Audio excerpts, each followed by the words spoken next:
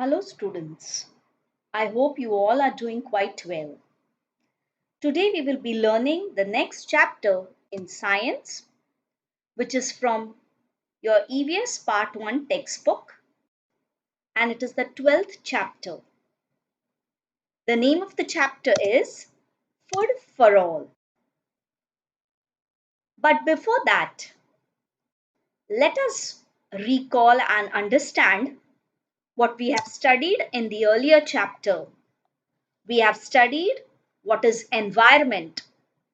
We have also studied why are plants useful for us. We have studied what is a food chain. We have also studied the water cycle and many more concepts about the nature. Now let us study something important, what is necessary for our life, that is food. Children, we all know we need food for our survival. The food that we eat gives us energy. This energy is later used to do work. Let us begin with one important concept, that is agriculture.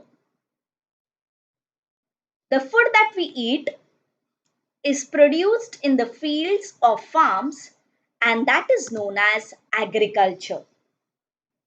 Children, you all know we do farming for producing food. We get food from plants. We sow grains in fields and plant fruit trees in orchards. And all this is a part of our life, which is very essential for our survival. We all know that farming is done on a large scale in our country. Around 60% of our land of our country is used for agriculture. Children, you all know that India has a very large population, but still 60% of the land is used for agriculture so that it will be helpful for us to meet our day-to-day needs. Now let us understand two main agricultural seasons. There are two main seasons for agriculture. The first one is from June to October, which is known as the Kharif season. During this Kharif season, we use rainwater for farming. The next season is from October to March, which is known as the Rabi season. In this season, use of soaked water, that is groundwater, and dewdrops are used for farming. In addition, some crops are grown from March to June, and these are called summer crops. So whenever you have some crops which are grown in the summer season, we require water for irrigation, that is to grow these crops. Next concept is agricultural work. Now children, you all know every farmer wishes to get a good harvest. A good harvest provides good income. So if a farmer has cultivated something in his field, some kind of food grains or any crops, he feels that by the end when the crop is ready, he should get a good crop from it, and when he sells it, he can get a good amount which will be sufficient for his family.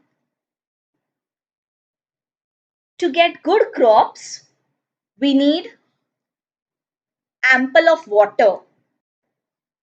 We need good fertilizers. We need alluvial soil. Alluvial means good quality soil. And we also need good quality seeds. So if all these things are necessary and if they are available, we find that we get a good harvest. Next is tilling of land. To produce something, the farmer has to first prepare his land. Tilling means to prepare land for raising a crop as by plowing or doing some kind of agricultural work before cultivating. The next is the harvested grains is to be stored safely. So whatever now he's grown a particular crop, he's got proper yield out of it. Now he needs to store it safely so that there won't be any pest attack. Due to modern improved methods of agriculture, our needs for food are met. So there are some modern methods of agriculture because of which we are able to get food. We have some modern methods, pictures, some modern methods put up for you. This is done on a large scale.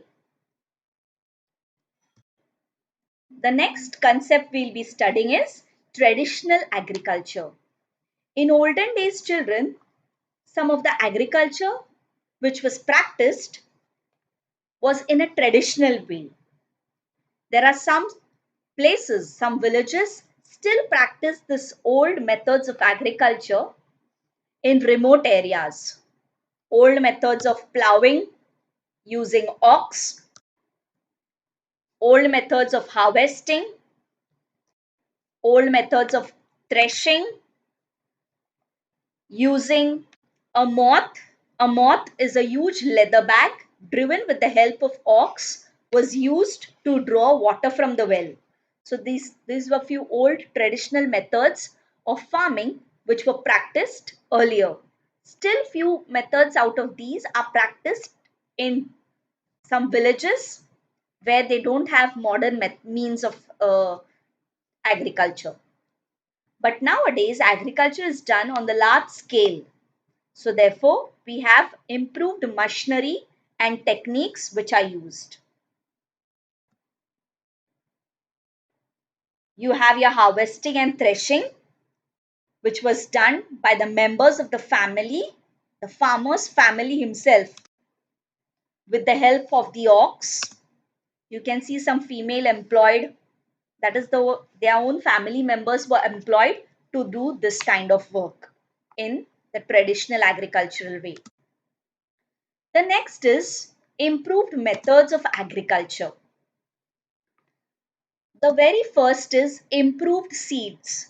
Children, if you grow proper seeds, if you sow proper seeds, you will get a good outcome. What earlier the farmer used to do is produce the earlier year, and whatever seeds he had, he kept it, few seeds among them for the next year. But now the situation has changed. Improved variety of seeds are developed through research. These improved variety of seeds give higher yield and resistance to pest attack.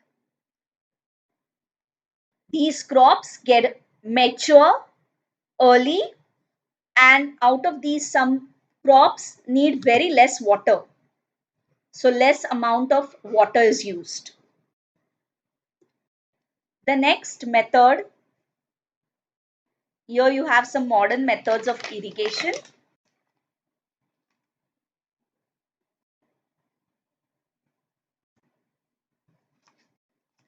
Children, you all know that crops grow well if they are watered at right time. Water from rivers, lakes and wells is used for irrigation. Greater quantity of water was stored by building dams and ponds on rivers to obstruct the flow of water. This also helped to raise the level of groundwater. Students, earlier crops were traditionally watered through channels. However, much water from the channel is lost due to evaporation and seepage into the ground. So children, to stop the wastage of water and provide enough water for plants, at the same time help to save a lot of water, modern methods of irrigation are used. Now let us see two modern methods of irrigation. The first one is drip irrigation. This is one of the modern methods. Let us see what is drip irrigation. Drip irrigation method makes use of pipes with holes. This ensures that the required amount of water drips only near the plant. Thus, full use is made of the available water. So whatever you can see some pipes. So wherever the plant is growing, the pipe has a hole where the water is dropped only near the plant. The second method is sprinkle irrigation. Sprinkle irrigation makes use of sprinklers of different sizes that sprays water directly on plants. So this is sprinkle irrigation. So these are two modern methods where the wastage of water is reduced.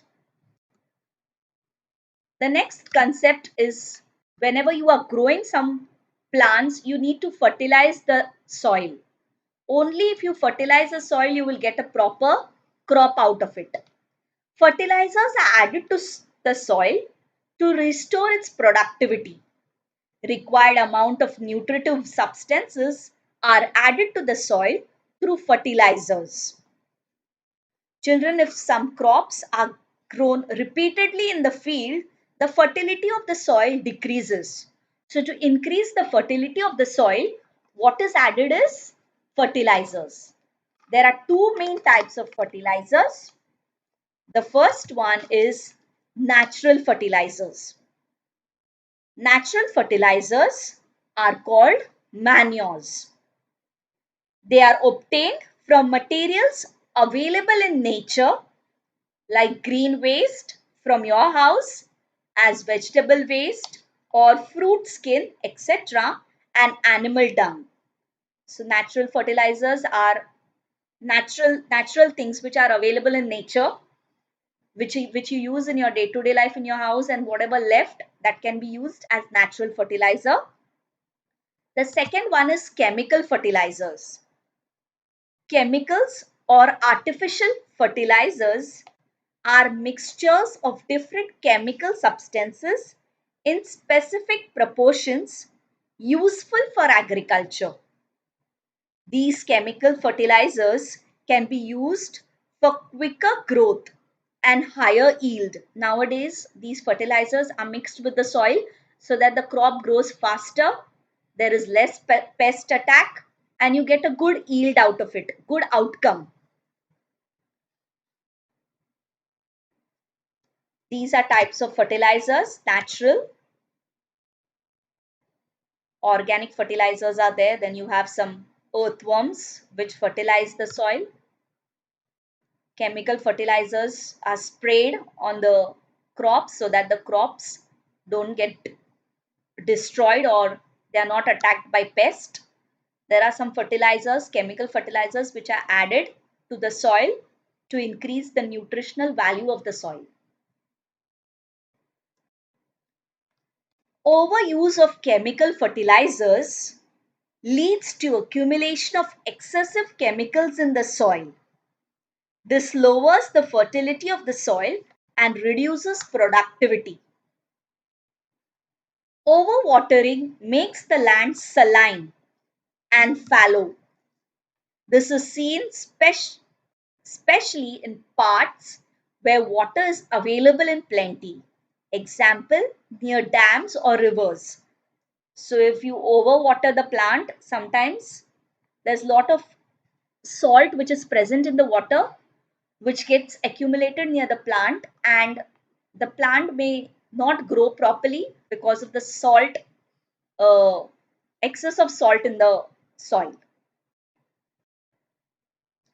In the land, if the land becomes saline and fallow, it has to be tested to find out which substances it lacks. The fertility can be restored by adding the substances. It is a costly and time-consuming procedure. Therefore, it is better to avoid excessive use of fertilizers and water. So, students, I hope you have understood all these concepts. They are very easy. Most of them are used in our day-to-day life. Some of the traditional means or traditional ways of agriculture you must have seen in your villages. Let us recall one by one. We have studied what is agriculture, that is producing something, growing crops. Next is we have seen what are agricultural seasons. We have seen two seasons, Rabi and Kharif season. We have seen agricultural work, that is threshing, harvesting, improved methods of agriculture. What are the modern methods of agriculture and because of which we can get a good crop, improved seeds. Nowadays you get hybrid variety of seeds where the crop also grows properly and you get the outcome. Whatever crops you have grown, you get a good output out of it. Modern methods of irrigation. We have seen two modern methods of irrigation, that is drip irrigation and sprinkle irrigation, which helps water savage. We can save water and use only that amount of water which is necessary for the plant. We use fertilizers, natural and man-made fertilizers, which can increase the fertility of the soil. Now there's a small assignment for you. From all this what we have studied, draw the flow chart showing two main seasons of agriculture. If you go back and see the video, you will find the chart. So you can just draw that chart and keep it in your books. Next question is, which are the traditional methods of agriculture? Next is, which are the modern methods of irrigation? So you have understood. I hope you have understood, and answer these questions in your notebooks and keep it ready. So once we get back, we can discuss them. Thank you. Have a good day.